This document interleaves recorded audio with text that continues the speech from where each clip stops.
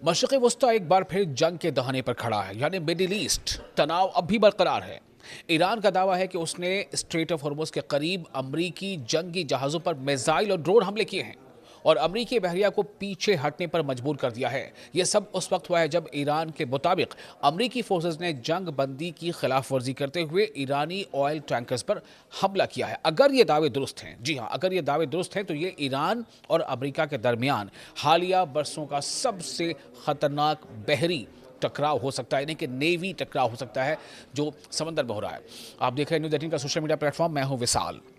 लेकिन असल में हुआ क्या है, स्ट्रेट ऑफ हॉर्मुज़ इतनी अहम क्यों है? ऐसे कई सवाल हैं जिसका जवाब जाना जरूरी। और ईरान ने शेर के दांत वाली बात क्यों कही है? ईरान का कहना है कि अगर शेर के दांत दिख रहे हैं तो इसका मतलब ये ना समझो कि वो मुस्कुरा रहा है। ये बहुत ही कह सकते हैं कि तंजिया रिमार्क है अमेरिका के ऊपर। आपको बताते हैं कि दरअसल पूरा मामला क्या है। असल वाक़या ये है कि इस पूरे मामले में ईरानी फ़ौज और IRGC का जो नेवी है, उसकी जो नेवी शाख है, उसके मुताबिक अमरीकी फोर्सेस ने ईरान के 2 ऑयल टैंकर्स को निशाना बनाया। अमरीकी फोर्सेस ने ईरान के 2 ऑयल टैंकर्स को निशाना बनाया। एक टैंकर जासक के साहिल से स्ट्रेट ऑफ हॉर्मुज़ की तरफ जा रहा था, जबकि दूसरा फजीरा के करीब हमले की जद में आया।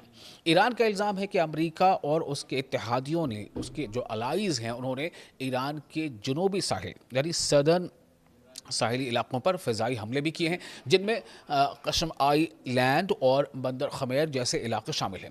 इसके जवाब में ईरान ने एक बड़ा और इंतहाई दुरुस्त ऑपरेशन शुरू कर दिया है। ईरान कहता है कि उसने anti ship ballistic missile, cruise missile, जंगी ड्रोन और रॉकेट सिस्टम्स इस्तेमाल करते हुए अमरीकी डिजास्टर्स को निशाना बनाया है।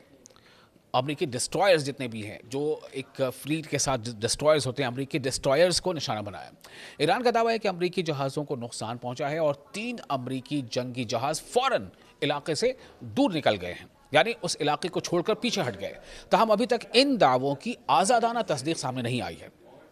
लेकिन ईरान का जो रुख है वो साफ तौर से बता रहा है कि शेर अगर मुस्कुरा रहा है, यानी शेर के अगर दांत दिख रहे हैं, तो उसको यह ना समझा जाए कि वो मुस्कुरा रहा है।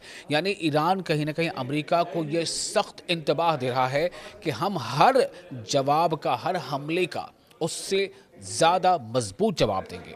अगर ईरान पर कोई हमला होता है तो ईरान उससे 2 टूक अंदाज में, उससे ज़्यादा मजबूती के साथ जवाब देगा। और ईरान इससे पहले बार बार ये कहकर दिखाया भी है।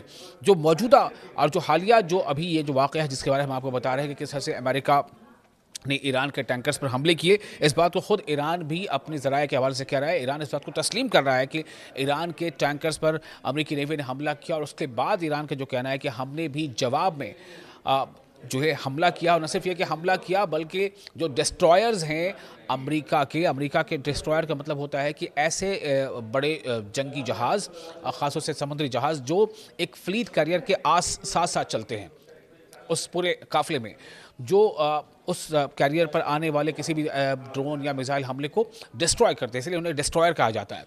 तो ईरान का कहना है कि हमने एंटी शिप बैलिस्टिक मिसाइल दागे हैं, हमने क्रूज मिसाइल दागे हैं, हमने जंगी ड्रोन दागे हैं और रॉकेट सिस्टम्स से भी इस्तेमाल करते हुए अमरीकी डिस्ट्रॉयर्स को निशाना बनाया है। और ईरान का यह दावा भी है कि अमरीकी जहाज़ों को नुकसान पहुंचा है। ये काफ़ी अहम है। ईरान ये दावा कर रहा है कि अमरीकी जहाज़ों को नुकसान पहुंचा है और 3 अमरीकी जंगी जहाज़ फ़ौरन इलाके से दूर हट गए हैं। ये अभी है। अब इसका मतलब ये है कि कहीं ना कहीं अभी भी स्ट्रेट ऑफ हॉर्मुज़ के इर्द गिर्द ही तमाम जो ये इस पूरे मामले का जो एक तनाव है वो बरकरार है। और अमेरिका कहता कुछ है, करता कुछ है। अमेरिका डोनाल्ड ट्रंप की तरफ से बातचीत की पेशकश होती है, लेकिन फिर वो उसी कोशिश होती है अमेरिका की तरफ से कि ईरान को मिलिट्री के ताकत के में झुकाया जाए, लेकिन ईरान बिल्कुल भी झुकने को तैयार नहीं है। बल्कि ईरान कह रहा है कि अगर आप कहते हैं ना, जिसे हम आमतौर से हिंदुस्तान में कहते हैं कि ईंट का जवाब पत्थर से, बिल्कुल उसी रुख पर और उसी तरह से ईरान जो है अमेरिका के हर हमले का जवाब दे रहा है जो उसने कभी अब तक किया है।